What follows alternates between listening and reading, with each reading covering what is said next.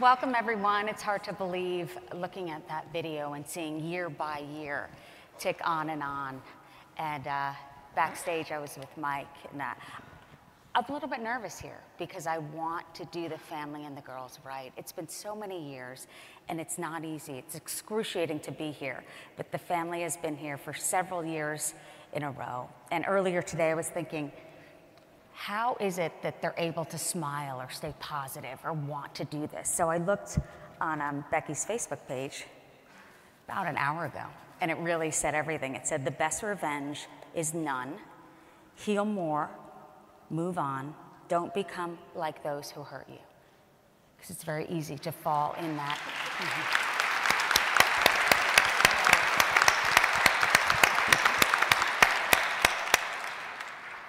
I know that that wasn't easy to come to that point in all of this. There are dark days. How have you been able to get to that point, to not let the anger overtake you? You can't let him win. You have to go on with life. I've got other grandkids. We can't shortchange them. We can't let him take away from our family what we had before. And Kelsi, by no means has this been easy at all. And you talk about the loss of a sister and just going through the years and knowing, and you see those who have gone through senior year or maybe have their own parking space, and your sister will never age in the images that we have, knowing what could have been. How difficult is that for you on a day-to-day basis? It's difficult every day. I think every time something new happens, something big happens, I have to remember that Libby's not there to do that. But I'm doing those things, and as long as I'm remembering her and continuing to advocate for her and Abby and other people, then I'm doing my part to keep her living. And Tara, does it help?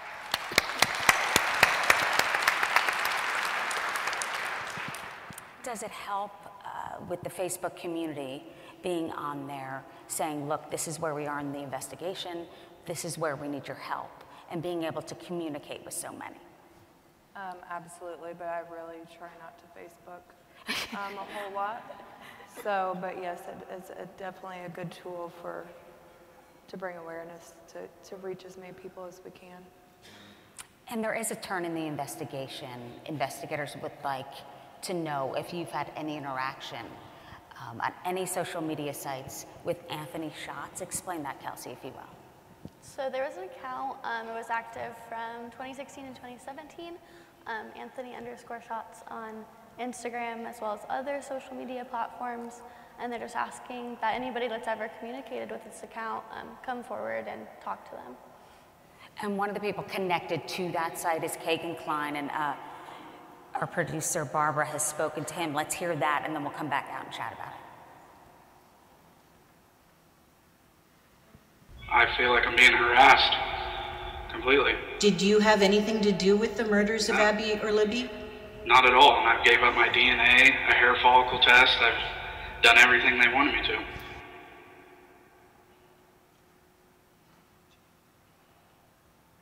So Anthony Shots, that person has been cleared and feels terrible about what had happened. His images were used for that. Mike, you've been down this road, meaning where investigators may be looking into someone, and you have told me you don't want to get your hopes up when it comes to believing, hey, this could be it. Yeah, you can't let your emotions run up and down this roller coaster ride. Obviously, every time the police investigate something just like this Anthony Shots account, I mean, this is a great opportunity for the public, and that's what we're here for, is to communicate this out and ask for help. And that's what the police asked for, was anything specific to that account, anybody that had interaction with that. So this is the same thing. I mean, we always have hope, right, every day that this is going to come to fruition. But again, we're reserved. I'm really waiting on the call from law enforcement, because those are the people that's going to make the arrest for us. But it's all folks like yourselves, and every time Susan or Barbara or anybody does something for us, it's just a method to get the message out there, because somebody out there knows something. And if you've had any interaction with that Anthony Shots account, or like my wife said, think about The girls back that were in the 16, 17 time frame, if they were 12 to 15, 16 years old, those are young women today. Well, go back and maybe look at some of the older iPhones or iPads, or ask them today, hey, did you have any interaction with that account? And really think about that. And Libby always asks for a minute. Well, give her a minute. I mean, a minute's not that much time to really talk about this and go through it. And if you have something that may have reached out to that account, please come forward with that information. The police are needing that information. And for those who aren't familiar with what happened, I'm assuming that everybody does. It was a Monday afternoon. The girls, Abby and Libby, had the day off from school. It was a makeup snow day. It was unseasonably warm. And they asked Kelsi, Libby did, if they could have a ride to the trails. And Kelsi said yes, dropped them off, and that was the last time she saw them. The next day, their bodies were found, and this family has never been the same. And Paul Holes, as most of you know, retired investigator, he has seen a lot and knows just what this can do to an entire family. And Paul is here to discuss just the heartache that everyone goes through, considering if they live through something happening to a loved one. Well, no, that's absolutely correct. And this is where, law enforcement has an obligation to do everything they possibly can to get the family an answer. It doesn't bring the loved ones back, right? But it most certainly is something that we need to get an answer, and then there's the public safety component. The type of crime that this individual did is something that may be repeated. And this individual is a dangerous man, and he needs to be taken off the streets, and he needs to be prosecuted to the full extent of the law. And you understand it more than most. A mind that would do something like this is capable of it. You say they're able to stop this type of behavior for a chunk of time.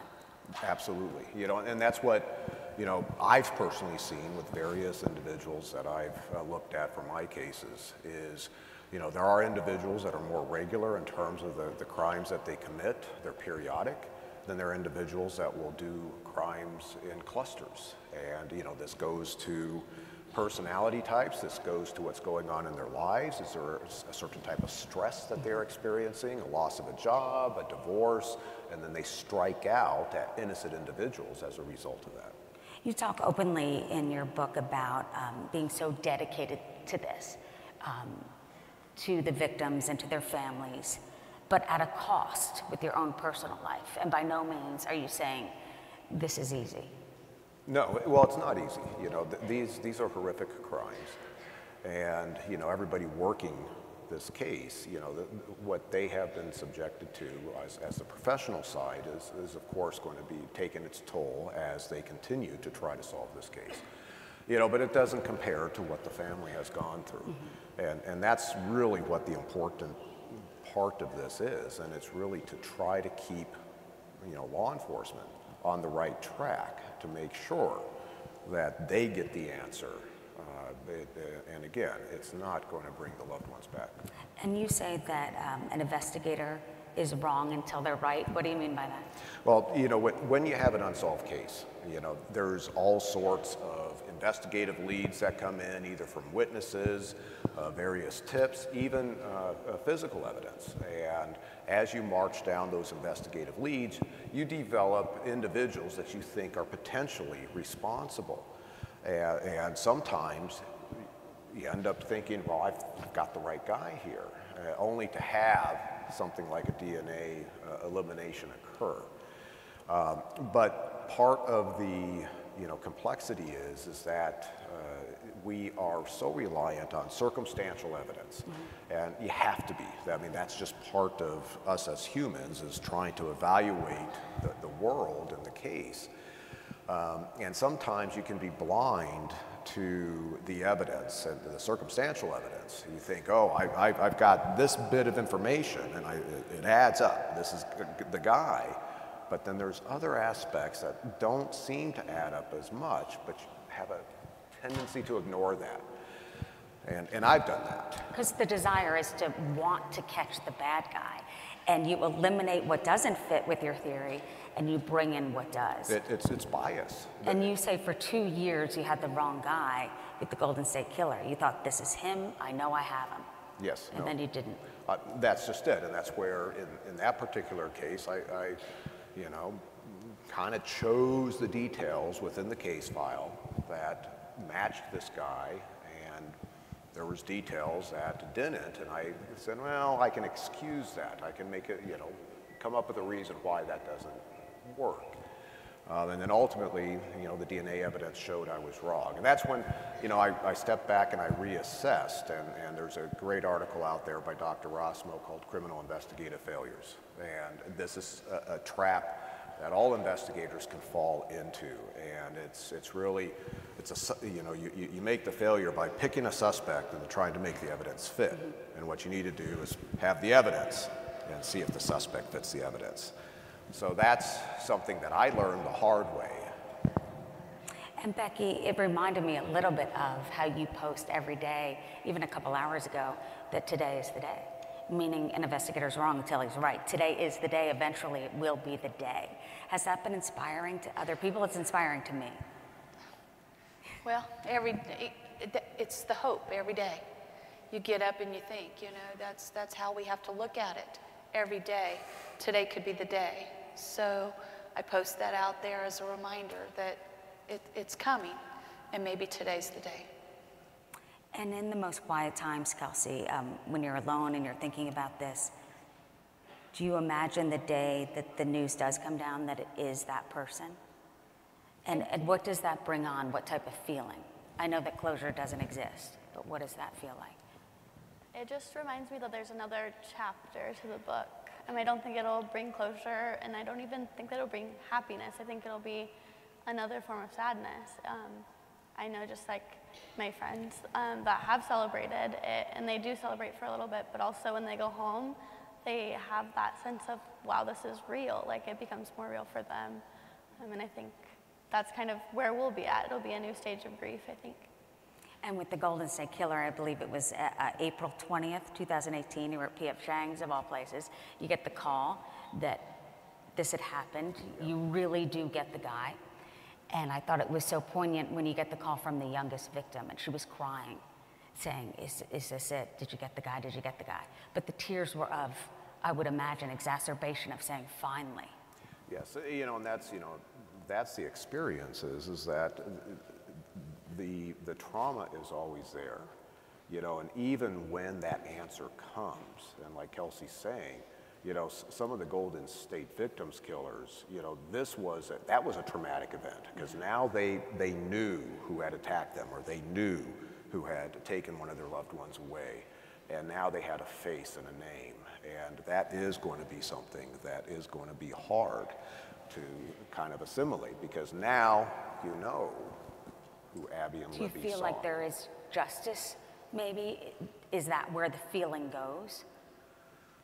Well, you know, from the way that I have experienced this is that, you know, the answer leads to justice, and the person being convicted, or in D'Angelo's case, you know, pleading or admitting to all his crimes, you know, now you have the sentence, the penalty, but then it's like, well, is that penalty enough for the crime? Mm-hmm. You know, and different people have different thoughts on what the offender should get, but it is going to be something to where that is what in our legal system is considered justice. The person has been found or has pled guilty, and now they have been assigned a penalty. But it does not eliminate the tragedy of the crime. And Tara, do you still find yourself, as I would, driving around Delphi, wondering if they are driving next to you, if they're still there? It's a small town, for those who don't know, a little over 2,000. How is that, to think they're still out there? It's not just Delphi, it's actually everywhere we go. Mm-hmm. Our job, we travel a lot, so we do find ourselves watching, looking, still to this day, everybody that may fit the description. And Becky, when those days go away, when, I say when, not if, he's caught, will that feel like a relief, not having to look over your shoulder and wondering if they fit the description? The relief will be knowing that he's no longer out there and could ever do this to anybody else. At that point in time, we know another family's not going to go through what we are. I can't say what other emotions will probably happen. We'll find that out one day. But the big thing is that he can't hurt somebody else.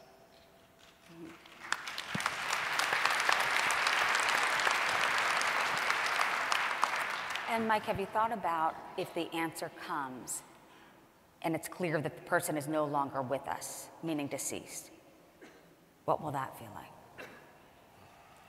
I'm sorry? If the case is where the person is deceased, oh, okay. where you don't have the chance, I would imagine you'd want to say something, to feel something. Yeah, I've thought a lot about the what I would say if he ends up being deceased. That would be a frustration, you know what I mean?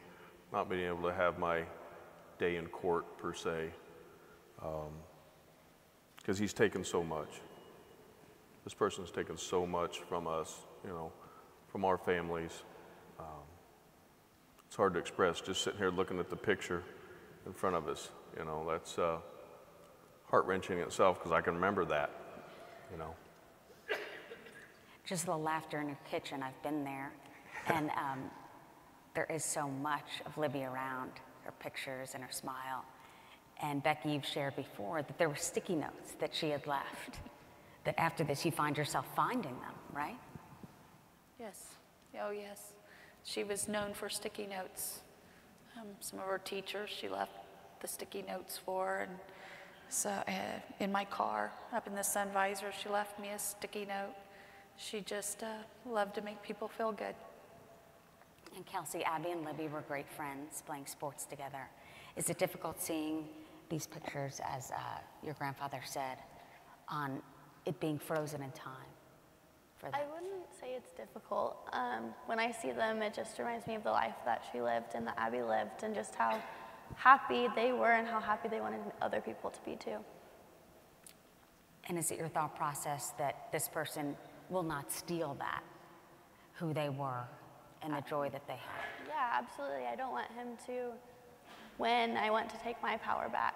And as long as I'm still hurting when I look at those pictures, and as long as I'm still angry, then he's winning. He's taking my life. And he already took two, so he doesn't get mine too.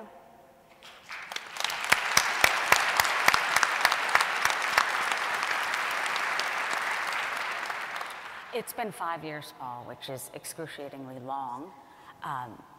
You've been part of cases that are much longer in time. The evidence that the authorities do have, can that be sustained? What has to take place in terms of the evidence? Well, the evidence itself, you know, the authorities haven't released what they really have, you know, and in this type of crime, with what I know, that there is a good chance that there's evidence that could solve the case. And that's where today, I think there needs to really be a reassessment of the evidence, because in my experience, having come out of the forensic world, you know, I know how that work is done. And evidence may be submitted, you know, look for DNA, and then it comes back as negative for DNA, and that's what you think, you know, there's absolutely no way there's DNA on this item of evidence. But you don't know just from a report, well, how much of that evidence was actually tested, because oftentimes it's just a small sampling. You know, there's a visible stain. They focus in on that visible stain, but the rest of the, let's say, a shirt hasn't been even looked at. And, you know, there's a lot of DNA evidence that is not visible.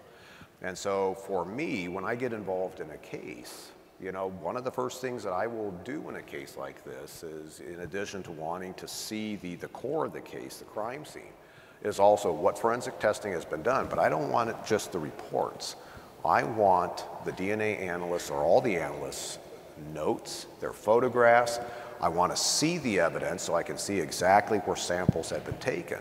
And then I will start to dig into what I think is the next round of evidence testing, because there's always further testing that can be done. And so that's where, you know, like in this case, I would be digging in and seeing what can be done past what has already been done. And Paul has a unique perspective, being, of course, part of the science aspect of it, but also being the investigator, even at times during his close to 30-year career, asking to do both, so much that they called you Hurricane Holes. Yes, yes. Saying, oh no, he wants us to do double the work. But even looking outside of what investigators would look for and testing, I believe in one of the cases, the bottom of someone's foot, what no one else was thinking of, and it turned out to have DNA, right? If you could elaborate on that. That's right. This was a case in which a woman had been bludgeoned to death in a mobile trailer as her and her husband were building a mansion nearby. A very wealthy couple, and the husband was gone, and then her body was found inside this trailer, and there had been an extensive struggle, a lot of blood that had been smeared around the trailer in the family room area, as well as a lot of the items, the furniture, having been overturned. And this told me, you know, this offender really struggled to get this woman under control. And, you know, one of the things that I looked at was, this is not a real big, strong man. And then the other thing I noticed is that her foot had been pushed through the bottom of her sock. And because of the amount of struggle, I told the criminalist that was handling the case, swab the bottom of her foot. And in the entirety of that crime scene. What did they say? They said, okay, you know. But followed through with that advice, and that's the one source of offender DNA that we found in that entire crime scene. And it turned out to be a fairly thin 17-year-old boy, which fit with why he struggled to get this woman under control. He was not a very strong individual. And so this is where, you know, assessing the crime scene in this case, you know, where if I could take a look at this case, you know, I have this phrase called know thy enemy.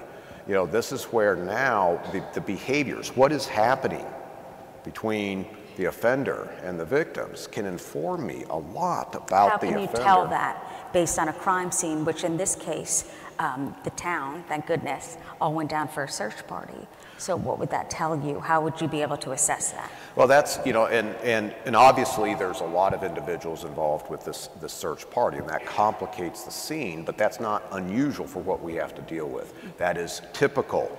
Paramedics arrive, first responders arrive, family members arrive, so there's always alterations to most scenes.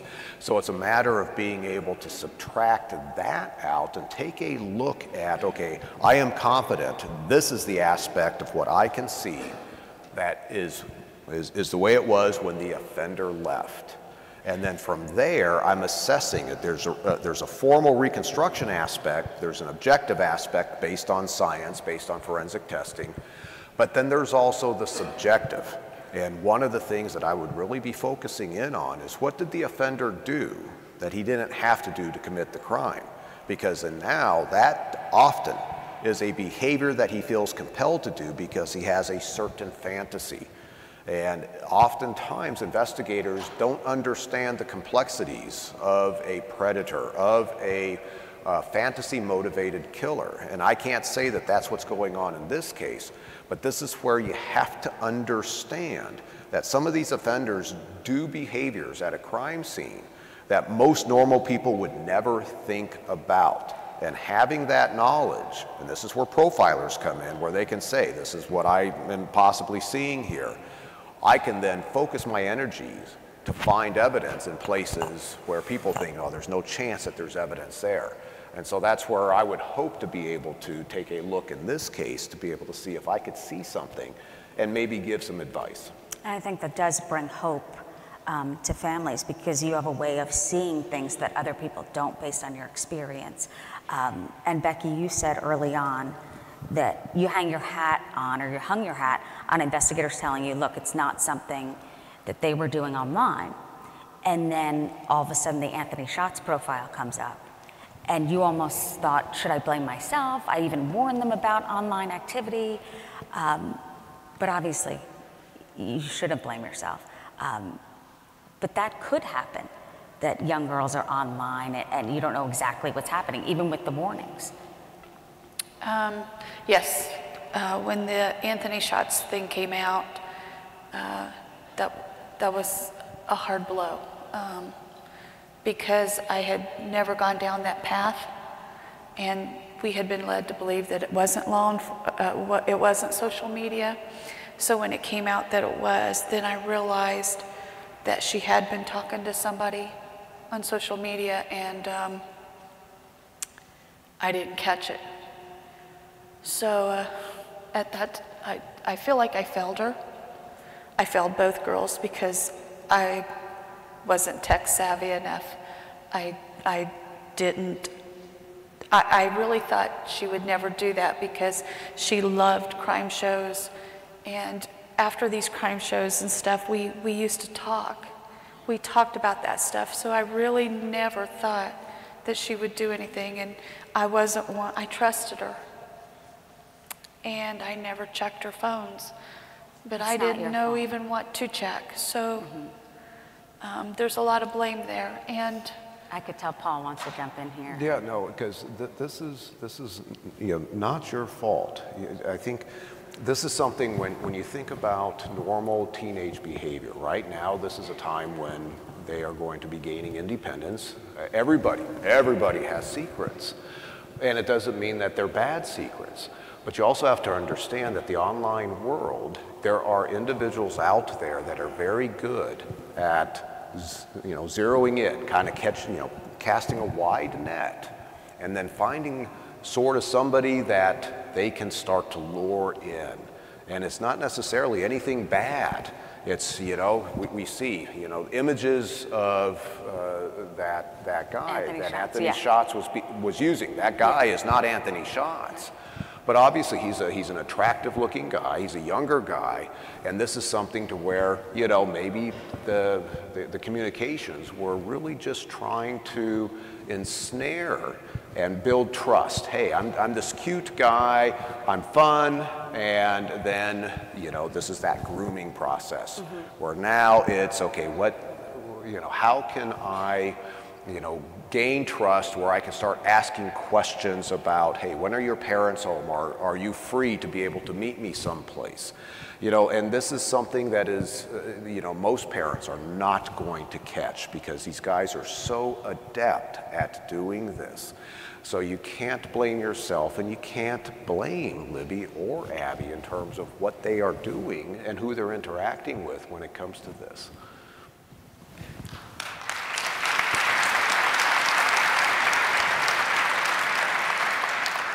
And Kelsi, I know you're getting married in June, pretty soon, and we were talking earlier, and she said, I feel less stressed. I'm not really fixating on the colors of things, and planning this has been difficult. And I follow you on Instagram and on Twitter, and you talk so much about who Abby and Libby were. And I think that's so important because we're always talking about the guy in the bridge and the video and the voice and the grainy picture that Kelsi always talks about, her sister. And if you could read this, because I think it's so important, talking about your sister. And that's a post you posted on Twitter. My favorite thing is to be asked, who was your sister? It's the hardest question because I have a million answers. She was and is the best, the greatest friend, granddaughter, sister, daughter, cousin, and niece, and whatever else you wanted her to be. She had the warmest heart. She'd do anything for you. She loved making people laugh. She'd walk into a room and her smile was so contagious that you couldn't help but smile.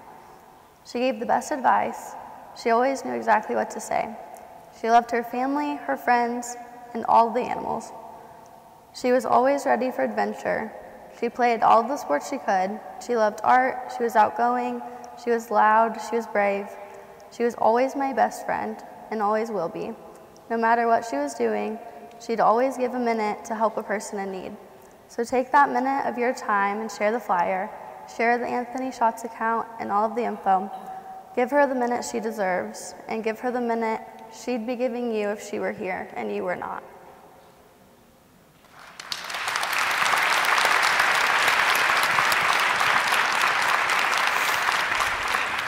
You know, this family, Paul, is so, I guess the word is resilient. They look at it as just going forward and being here at CrimeCon for, we're trying to figure out 4 or 5 years now. But there is hope for them, and after reading your book and thinking about like 20 years, 30 years, I mean, time can go by and there is always hope that it will be solved. There's always hope, you know, and in this particular case, you know, with the circumstances as I know it, I think that there is a chance that there could be evidence that could solve the case. And, you know, technology is improving, and so there's a possibility that even if they've attempted what they possibly could attempt at this point in time, there is the chance that there could be technology that comes down the road in order to help solve the case. You know, but I kind of go back to the released images of that offender. You know, we have an image of this man.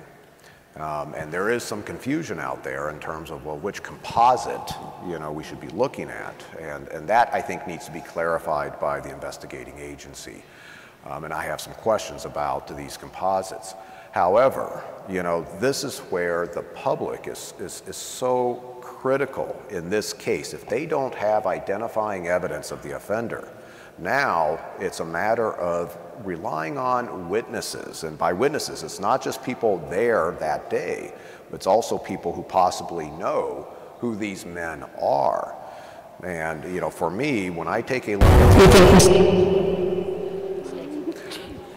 look at these composites, you know, the first one that they released here, you know, they released that early on, and so they must have had some information and some confidence that this is what the individual looked like. And then, of course, later, they have a modified composite, but it's during a press conference in which, you know, it almost sounded like they had consulted with a profiler, and it was so specific about, you know, we know you know, that they're almost talking to the offender, that to me that sounded like what we call a ruse. They're trying to stimulate somebody that they were focused in on, and they had the composite modified in order to freak this guy out, to spook him.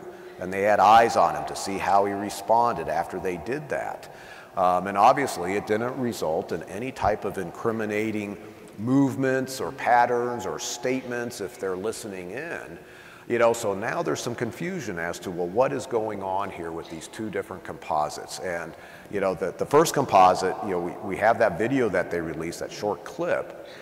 The details in that video do not show this man's face. So where is this composite coming from? Must be coming from a witness. Well, what is the veracity of that witness? Is that somebody who interacted with a man dressed like that day, right there by the railroad trestle? Is it coming after that video image came out? Is there multiple witnesses that are saying, yeah, that's the guy I saw there? That's something that I would want to know, so I have confidence and say that first composite is what I want people to focus in on.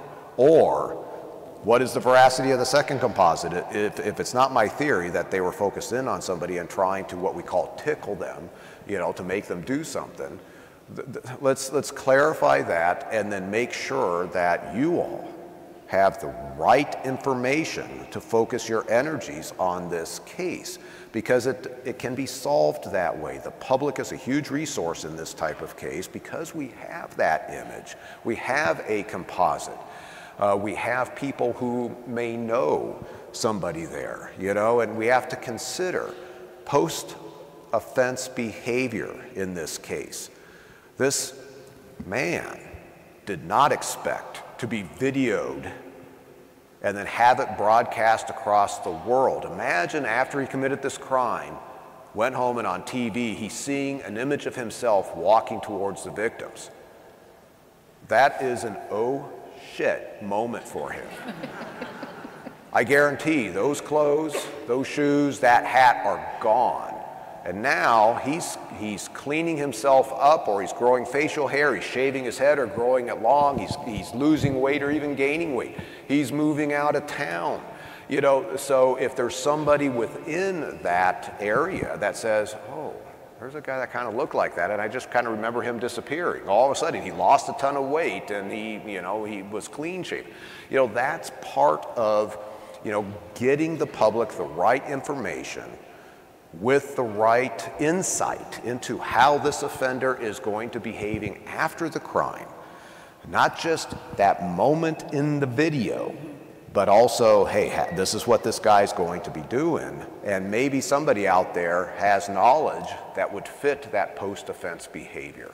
So this is where I do think the investigating authorities really need to clean up what has been put out to the public to make sure that that is accurate, to get the tips that are going to be more efficacious, if that's the right word.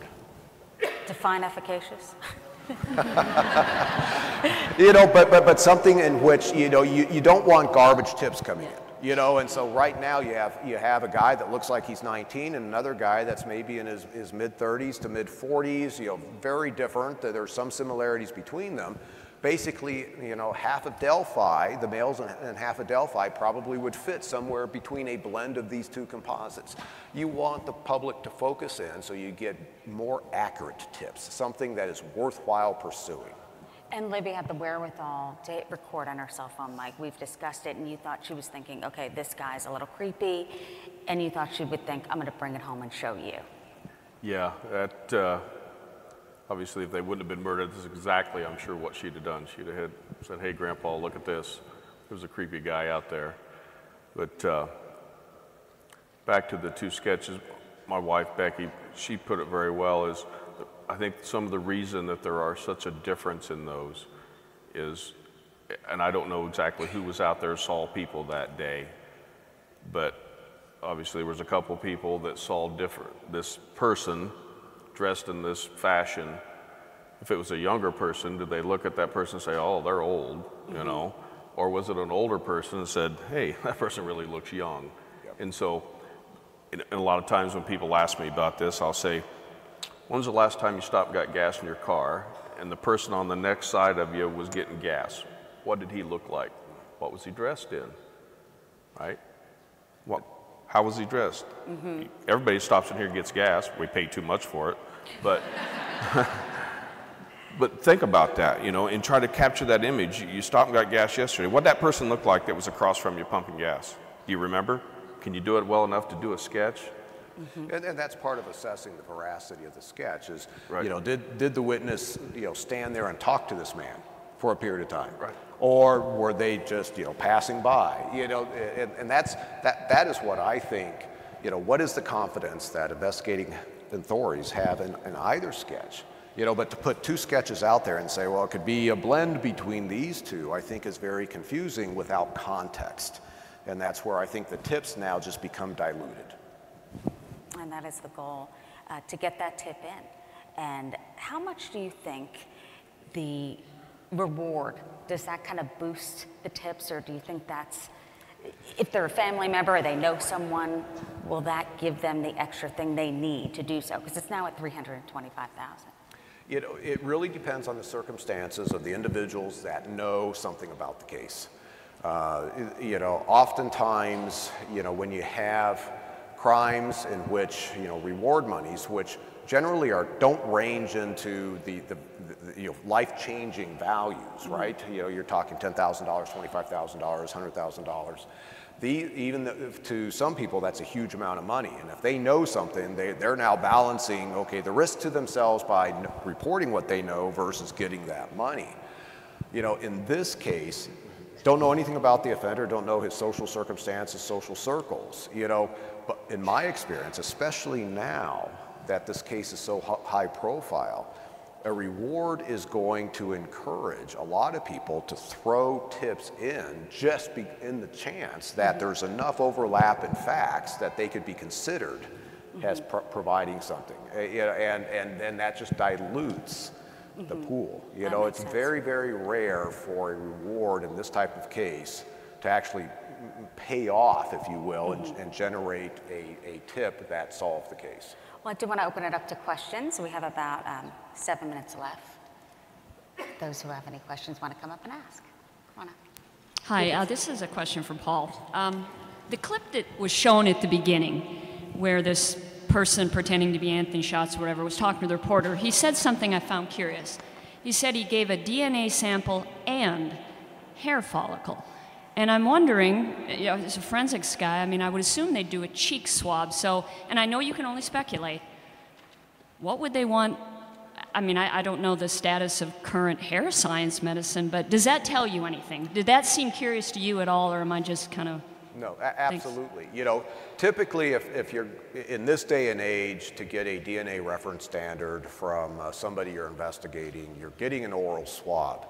If the search warrant also authorized the collection of hair samples, and the hair sample could be head hair, it could be pubic hair, it could be arm hair, and it all depends. When that's been authorized, that tells me that at the crime scene, off the victim's bodies or nearby, that they found human hair that they need to do a comparison to. That's the only reason to do that. So again, don't know any particulars about this case, but that tells me that if they have a hair that is foreign to Abby and Libby in this day and age, we can get DNA, even if it's not, doesn't have its root. Back in the day, you had to have a root with the, you know, the nuclear DNA on it.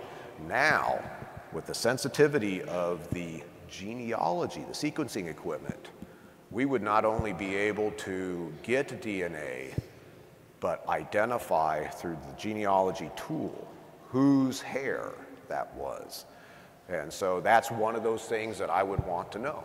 What is going on with collecting hair samples from individuals that they're looking at? Go ahead. Do you guys think that the police have more video or audio evidence that they have not shared? And if so, why wouldn't they now after 5 years? I could speak to that. The investigators are doing their job. It's not a cold case, and they're keeping that, knowing that that's what the person who did this also knows. So in respect to the investigation. If you could state your name and then ask a question. Hi. With our obsession and consumption of true crime, we've learned that offenders escalate in their crimes, and I know you can't speak to the evidence, but do you feel that this was an an advancement in his crimes, that he's done this before? And any opinion on why he left the cell phone behind? So as far as, you know, the evolution of the offender, yes, there is the possibility, and this is where, you know, if I had more information, you know, it's really trying to assess, you know, what type of offender are we dealing with? Are we dealing with a fantasy-motivated predator? You know, if that's the case, then there is a chance that there's other crimes that are before and after, but it's not going to be two girls. This happened to be a case of opportunity for him. If he is attacking, he could be just singling out single girls. He could be going after adults. You know, we have crossover offenders, and they don't just, you know, like what, you know, the kind of the myth is that they have a victim of a certain type. You know, I talk about a serial killer, Phil Hughes, and he has, you know, an 11-year-old girl. He's got, you know, people that are much older. This is something serial killers do choose a variety of victims of a variety of different ages. However, with these cases that have been solved since Golden State Killer, using the genealogy tool, we are seeing more of these one-off offenders that commit what looks like a fantasy-motivated crime, but then don't do it again, you know, and that's something that is relatively new to the behavioral aspects of these offenders, and that needs to be studied more to see, is there any way to discern that from the behaviors left at the scene? And I don't think there's going to be, you know, so it's really hard to predict. In my estimation, with the little bit that I know on this case, I think it's possible that this individual has other cases, but it's not, I mean, some people focus in, well, are there other, you know, 2 victims across the nation? No, you can't do that. This possibly is probably the only case that he has with 2 victims. Yeah, you did mention in your book that serial killers can stop, and they do stop. And as you said, it needs to be investigated. I wish we had more time. Thank Mike, you. I do want you. Thank you. And to the families, I am so sorry for your loss. you. Great. Mike, I do want to discuss the girls to end on that with 2 minutes left. What would you want the CrimeCon audience to know about Libby and Abby, and just what you want them to do now with the information? Oh boy.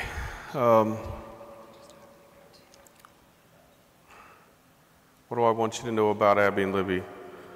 Well, think about everything that's been lost in their lives, the impacts that they could have made. They had so much to live for. Our families lost so much.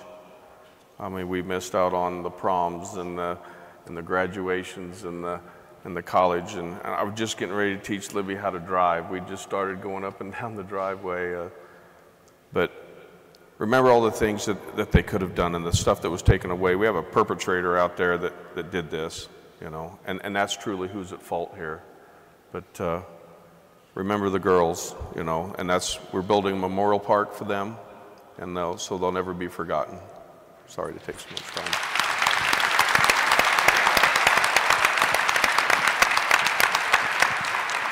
And Paul, I do want to thank you for your expertise in talking about this, because that is the goal, for it to be solved. And I know with me, you give me hope thinking with the technology, with genealogy, this isn't over. It's 5 years and it's excruciating, but there is hope. And I know there will be justice. And I'm looking forward to the CrimeCon, that we can all come up here and say, finally, this has happened. Thank you.